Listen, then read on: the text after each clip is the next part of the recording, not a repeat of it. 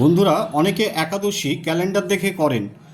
যেমন আজকে ক্যালেন্ডারে লেখা রয়েছে একাদশী, অনেকে পালন করছেন, কিন্তু একাদশীটা যে কখন লাগছে না লাগছে সেটা কিন্তু দেখছেন। একাদশী রাত্রির 11:11 লাগছে, আর কালকে 11:20 ছাড়ছে, অর্থাৎ তাহলে কালকেই একাদশী মানতে হবে।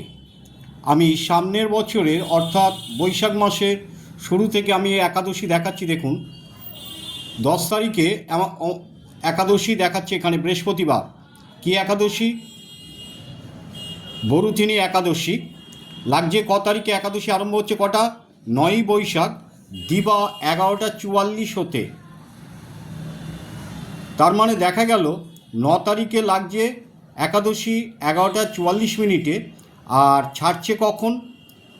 10ই বৈশাখ, অর্থাৎ পরের দিন দিবা 10:05। অর্থাৎ আপনি আগের দিন যদি একাদশী করেন, সকালবেলা উঠে যদি আপনি ভাত রুটি খেয়ে নেন 10 তারিখে, তাহলে কিন্তু একাদশী পালন হলো না। একাদশী থাকাকালীন আপনি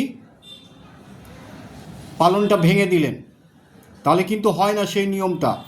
অর্থাৎ আপনাকে 10 তারিখেই একাদশী পালন করতে হবে,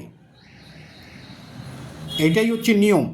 এবার যার যার নিয়ম আছে, সে যারা করছে তাদের করতে দিন, কিন্তু আপনার পক্ষে এটাই সম্ভব হবে। এইটাই হচ্ছে অ্যাকচুয়াল একাদশী। ভালো করে দেখুন বন্ধুরা, আমি তুলে ধরেছি, আমি একটা সময়ও বলে দিলাম, ঠিক এইভাবেই নিয়মটা পালন করতে হয়। জয় জগৎবন্ধু সুন্দর।